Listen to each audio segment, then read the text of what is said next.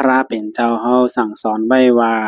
เมื่อเฮาเจอลำอยู่นั่นอย่าตอบความถามเผอเมื่อเฮามีตังเสื้อเจอนั่นอย่าปันความมันแก่นเผอ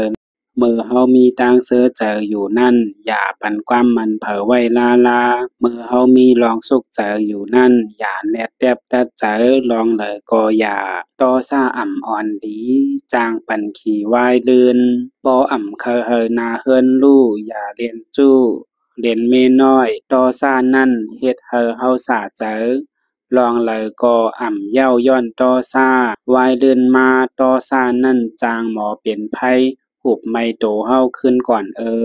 ว่วนก่อนลาดเฮ็ดหลีมีใต้ก้อนน้ำอยู่พร้อมเสียงเป้งปากกันเปิ้นหันก็บ่อามคอยอยู่จอมศีลกินจอมธรรมก้นหยุ่มยำตีนนำ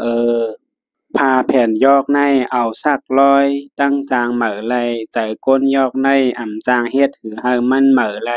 ไม่โกดตั้งจางเอาเฮ็ดแอกไหลก้นโกดในอ่ำจางเอาเฮ็ดสังเรียกงอตั้งจางเอาเฮ็ดเคี้ยวไหลก้นงอในอ่ำจางเอาเฮ็ดสังเหมือนกัน